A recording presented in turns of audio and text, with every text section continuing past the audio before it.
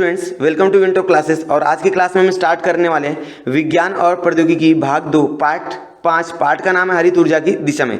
जैसा कि स्टूडेंट्स आपको थंबनेल से समझा होगा कि आज का हमारा टॉपिक है पवन ऊर्जा पर आधारित विद्युत निर्मित केंद्र। मतलब ऐसे पवन ऊर्जा को इस्तेमाल करके हम लोग विद्युत धारा कैसे तैयार करते हैं, इसके बारे में आज हम लोग पढ़ने वाले हैं। तो स्टूडेंट इस पार्ट की मैंने ऑलरेडी 5 से 6 वीडियो बनाए हुए हैं। उन वीडियोस को यदि आप लोगों ने नहीं देखा है तो उस वीडियो की लिंक आपको इस वीडियो के डिस्क्रिप्शन में, या तो आप प्लेलिस्ट में साइंस एंड टेक्नोलॉजी नाम का प्लेलिस्ट है, वहां पर आप लोग जाकर उन वीडियोस को देख सकते हो। उन वीडियोस को देखने से फायदा है कि आपको समझ में आ जाएगा कि विद्युत धारा कैसे तैयार की जाती है। अलग अलग स्रोतों का इस्तेमाल करके हम लोग विद्युत धारा किस प्रकार तैयार करते हैं। जैसे ऊष्मीय ऊर्जा का इस्तेमाल करके विद्युत धारा कैसे तैयार की जाती है, परमाणु ऊर्जा का इस्तेमाल करके विद्युत धारा कैसे तैयार की जाती है, और प्राकृतिक गैसों का इस्तेमाल करके हम लोग विद्युत धारा कैसे तैयार करते हैं। और अंत में एक वीडियो मैंने बनाया हुआ है जिसमें पानी का इस्तेमाल करते हैं, अर्थात जल का इस्तेमाल करके हम लोग विद्युत धारा किस प्रकार तैयार करते हैं। तो ये सारी चीजें मैंने उन वीडियोस में बताई हुए। तो यदि आपको उन वीडियोस को नहीं देखा है तो प्लीज उस वीडियोस को पहले आप देख लीजिएगा, ताकि आपको इस पार्ट का बेसिक नॉलेज समझ में आ जाए। ठीक है स्टूडेंट्स, तो चलिए वीडियो को अब स्टार्ट कर लेते हैं। स्टूडेंट्स, आपको मालूम आज का हमारा टॉपिक है पवन ऊर्जा पर आधारित विद्युत निर्मित केंद्र। ठीक है ना, मतलब पवन ऊर्जा का इस्तेमाल करके हम लोग ऊर्जा कैसे तैयार करते हैं, विद्युत ऊर्जा कैसे तैयार की जाती है। तो ठीक है स्टूडेंट्स, यहाँ पर देख सकते हो, आपको एक पाते हैं। आप लोगों ने पवन चक्की को देखा होगा, इस तरह से रहते हैं पवन चक्की, बीच में ऐसा 3 रहता होगा, आप लोगों ने देखा होगा कभी तो। ठीक है ना, इस तरह से रहता है पवन चक्की। और ये पवन चक्की का जो पाता रहेगा ये गोल गोल गोल गोल गोल क्या करेगा, हिलेगा। किसकी वजह से हिलेगा?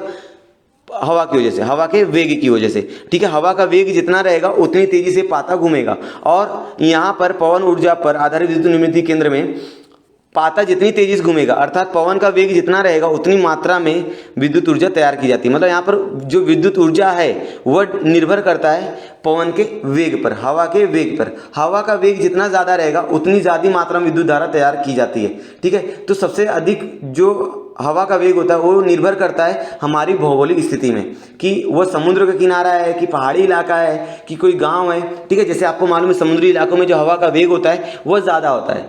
ठीक है, सबसे ज्यादा पवन का वेग समुद्री इलाकों में होता है। ठीक है ना, उसके बाद पर्वतीय इलाकों में होता है, उसके बाद पहाड़ी इलाकों में हवा का वेग ज्यादा होता है। तो वहां से हम लोग विद्युत ऊर्जा ज्यादा तैयार कर सकते हैं पवन ऊर्जा का इस्तेमाल करके। लेकिन यदि पवन चक्की यही गांव में या किसी शहर में लगाई जाए तो वहां पर हम लोग ज्यादा मात्रा में विद्युत ऊर्जा तैयार नहीं कर सकते, क्योंकि वहां पर आने वाली जो पवन होती है उसका वेग ज्यादा नहीं होता है, जिसकी वजह से जो यहाँ पर पवन चक्की का जो पाते रहेंगे वो हिलेंगे नहीं। ठीक है ना, ज्यादा गोल गोल घूमेगा ही नहीं। तो जब ज्यादा घूमेगा नहीं तो विद्युत धारा ज्यादा तैयार नहीं हो पाती है। तो यहाँ पर मेरा कहने का मतलब ये है कि पवन ऊर्जा में जो विद्युत धारा तैयार करती है वह निर्भर करती है पवन के वेग पर। पवन का वेग जितना ज्यादा रहेगा उतनी ज्यादा ऊर्जा तैयार होगी। ठीक है, और पवन का वेग ये निर्भर करता है पृथ्वी के भौगोलिक स्थिति पर। भौगोलिक स्थिति मतलब वो जो पवन चक्की हो कहाँ पर स्थापित की गई है, समुद्र किनारे स्थापित की गई है, रेगिस्तान में स्थापित की गई है, या हम लोग बोल सकते हैं पहाड़ी इलाकों में कहाँ पर स्थापित की गई। तो भौगोलिक स्थिति के हिसाब से पवन का जो वेग होता है वो अलग अलग होता है, और पवन के वेग के हिसाब से पवन ऊर्जा का इस्तेमाल करके हम लोग विद्युत धारा निर्माण करते हैं। तो चलिए हम लोग इस आकृति के माध्यम से समझने का प्रयास करते हैं। चूंकि यहाँ पर देख ले सकते हो ये पवन चक्की का क्या पाता है, और यहाँ से क्या आ रहा है स्टूडेंट्स, पवन आ रहा है। पवन मतलब हवा। ठीक है, साइंस में हवा को पवन कहा जाता है। ठीक है ना, तो यहाँ से पवन आ रहा है, और ये पवन के माध्यम से, पवन के वेग के माध्यम से ये पाता क्या हो जाएगा, गोल गोल गोल गोल गोल गोल क्या होना शुरू हो जाएगा। ये शाफ्ट क्या करेगा, बार बार, यहाँ गियर बॉक्स है स्टूडेंट्स, जैसे जैसे हवा का वेग बदली होगा गियर बॉक्स का जो गियर रहेगा वो चेंज हो जाएगा। ठीक है ना, क्योंकि हवा का वेग बार बार चेंज होगा, तो उस वेग को बार बार परिवर्तित करने के लिए यहाँ पर गियर बॉक्स लगाया गया है, ताकि उसकी वेग को सही तरह से आंका जाए। समझ में आ रहा है। फिर एक गियर बॉक्स में गियर चेंज होगा, उसके बाद लगा रहेगा जनित्र। और आपको मालूम है जनित्र में क्या होता है, जनित्र में रहेगा चुंबक। चुंबक जब गोल गोल घूमेगा चुंबकीय क्षेत्र का निर्माण होगा, और अंत में जाके विद्युत धारा का निर्माण हो जाएगा। समझ में आ रहा है स्टूडेंट्स, यहाँ तक देख सकते हो यहाँ पर बेरिंग लगी जो गोल गोल घूमेगी। आधार का मीनार, ये नीचे जो डंडा है ये खड़ा हुआ है। ठीक है, यहाँ पर गोल गोल गोल गोल गोल गोल ये पवन चक्की घूमेगी और विद्युत धारा का क्या करेगी, निर्माण करेगी। तो यहाँ पर जो पाते होते हैं, ठीक है ना, यहाँ पर जो टरबाइन के पाते होते हैं वह किस पर काम करते हैं, हवा पर काम करते हैं।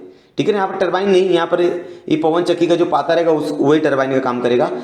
हवा पर आधारित टरबाइन का इस्तेमाल किया जाता है। तो स्टूडेंट्स यहाँ तक आपको समझा होगा। ठीक है, तो चलिए अब इसका थ्योरी पढ़ के हम लोग समझ लेते हैं।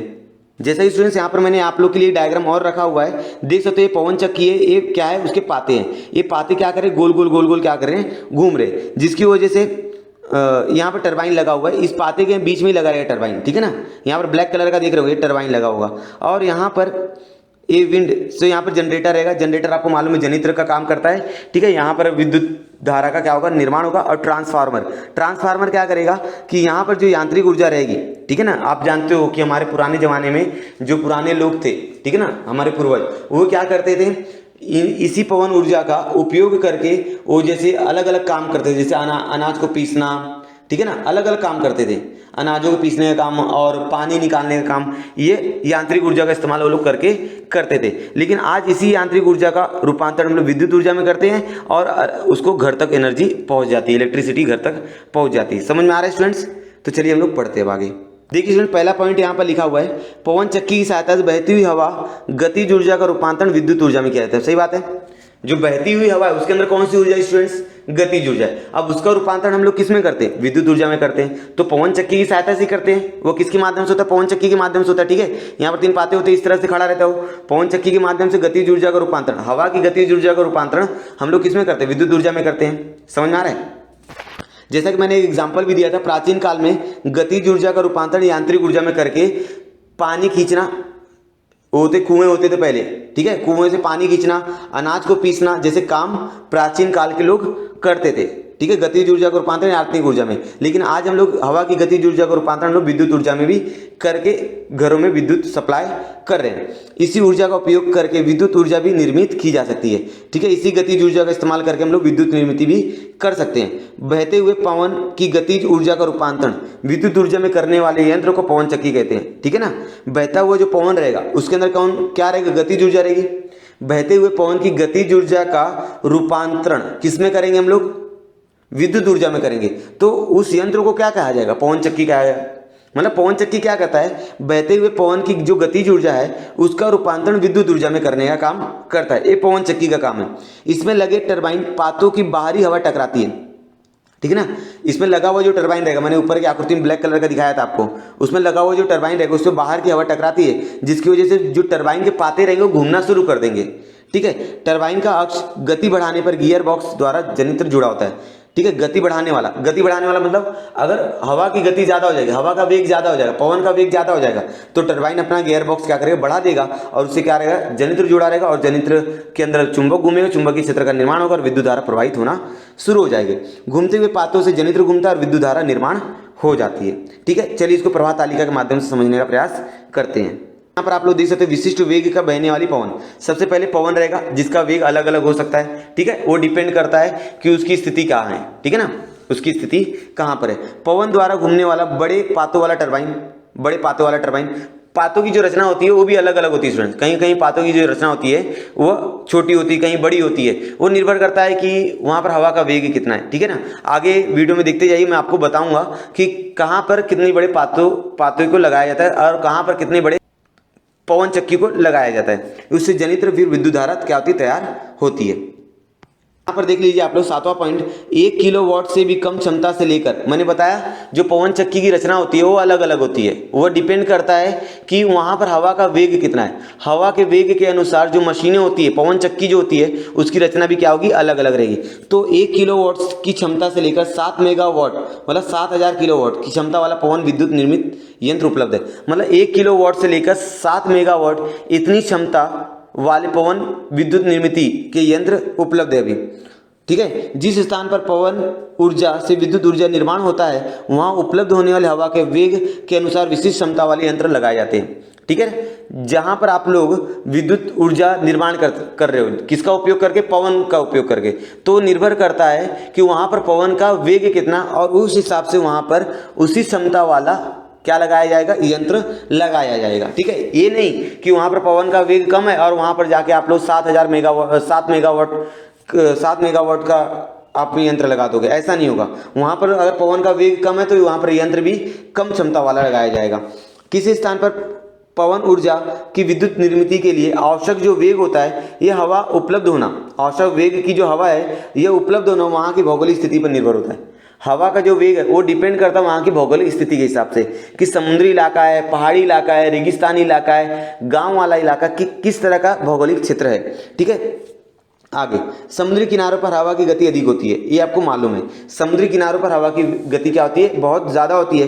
पवन ऊर्जा उससे ज़्यादा निर्माण हम लोग कर सकते हैं। ठीक है, इसलिए आप लोग देखते हुए समुद्र किनारे पर बहुत ज़्यादा पवन चक्की लगाई जाती है, अर्थात पहाड़ी इलाकों पर और रेगिस्तानी इलाकों पर पवन चक्की ज़्यादा लगाया जाता है, क्योंकि वहाँ पर पवन का वेग ज़्यादा होता है और वहाँ पर ज़्यादा मात्रा में हम लोग विद्युत ऊर्जा तैयार कर सकते हैं। चूंकि हमको मालूम पड़ गया स्टूडेंट्स कि हवा के वेग पर निर्भर करता है विद्युत धारा तैयार करना, लेकिन हमारे भारत में हर जगह पवन का वेग जो है वो अलग अलग है। भौगोलिक स्थिति क्या है, सबकी जगह अलग अलग है। कहीं पवन का वेग कम है, कहीं पवन का वेग क्या है, ज़्यादा है। तो यह जो तरीका है पवन ऊर्जा का इस्तेमाल करके विद्युत ऊर्जा तैयार करना, यह तरीका सभी जगह लागू हो पाएगा क्या, नहीं। जहां पर पवन का वेग ज्यादा रहेगा सिर्फ उन्हीं इलाकों पर हम लोग पवन चक्की स्थापित करके विद्युत ऊर्जा तैयार कर सकते हैं। लेकिन जहां पर पवन का वेग ज्यादा नहीं रहेगा वहां पर हम लोग विद्युत ऊर्जा तैयार नहीं कर सकते। ठीक है ना, तो ये सीमित है।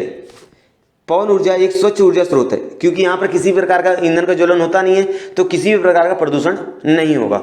परंतु पवन चक्की की सहायता से विद्युत निर्मित के लिए विशिष्ट वेग की हवा स्रोत उपलब्ध नहीं है। सही बात है, पवन चक्की का इस्तेमाल करके विद्युत ऊर्जा तैयार करते हो, लेकिन उसके लिए जो वेग की हवा चाहिए, विशिष्ट वेग की हवा चाहिए, वो सब जगह उपलब्ध है क्या, नहीं उपलब्ध है। इसकी वजह से पवन चक्की से ऊर्जा निर्माण करना ये क्या हो जाएगा, थोड़ा कठिन हो जाएगा। इसका उपयोग क्या है बच्चों, सीमित है। तो यहाँ तक समझ में आ गया आप लोग को कि पवन ऊर्जा का इस्तेमाल करके हम लोग विद्युत ऊर्जा कैसे तैयार करते हैं। ठीक है, तो चलिए आप लोग देख लेते हैं विविध क्षमता वाले पवन चक्कियाँ, उसको डायग्राम के माध्यम से देखेंगे। खाली देख सकते हो स्टूडेंट्स, यहाँ पर गांव है। ठीक है, यहाँ पर थोड़े छोटे छोटे घर दिख रहे हैं, तो वहाँ पर पवन चक्की की जो ऊंचाई देख सकते हो आप लोग 100 फीट है। ठीक है, 35 मीटर। फिर उसके बाद पवन प्रकल्प घरेलू स्थानों पर जहाँ पर घर रहेंगे थोड़ा बहुत, वहाँ पर जो पवन चक्की रहेगा उसका जो ऊंचाई रहेगा वो 35 मीटर का रहेगा। ठीक है, अगर हम लोग पवन प्रकल्प, जहाँ पर पवन प्रकल्प चालू किए गए, जैसे रेगिस्तानी इलाका हो गया, पहाड़ी इलाका हो गया, तो वहाँ पर 300 फीट या 92 मीटर का पवन चक्की लगाया जाता है। ठीक है, अब आगे देखते हैं। अगर सागरी किनारा है, अगर सागर के किनारे आप पवन चक्की लगा रहे हैं, तो वहाँ पर जो पवन चक्की रहेगी सबसे बड़ी रहेगी। यहाँ पर पातों की लंबाई 100 मीटर और यहाँ पर क्षमता जो रहेगी वो 6000 से लेकर 7000 किलोवाट इतनी विद्युत धारा यहाँ पर तैयार हो सकती है। कहाँ पर, सागरी किनारों पर। तो सागरी किनारों पर कितनी विद्युत धारा तैयार की जा सकती है पवन चक्की के इस्तेमाल से, 6000 से 7000 किलोवाट विद्युत धारा तैयार की जा सकती है। यहाँ पर पातों की लंबाई कितनी रहेगी, 100 मीटर। सही बात है।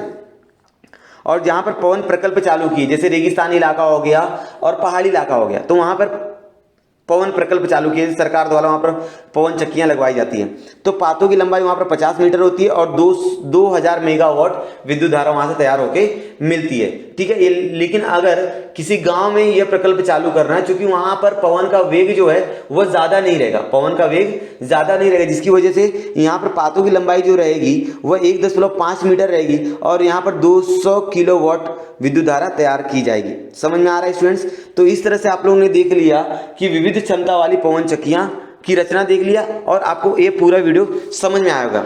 ठीक है स्टूडेंट्स, आज की वीडियो में हमने क्या सीखा, पवन ऊर्जा पर आधारित विद्युत निर्मित केंद्र।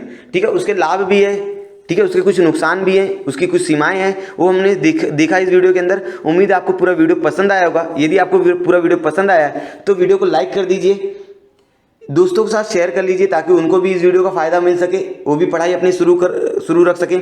यदि आप लोग ने अभी तक चैनल को सब्सक्राइब नहीं किया है तो चैनल को प्लीज़ सब्सक्राइब कर दीजिए, क्योंकि इसी तरह की इन्फॉर्मेटिव वीडियोस और अच्छी अच्छी वीडियोस आपको इस चैनल पर मिलती रहेगी।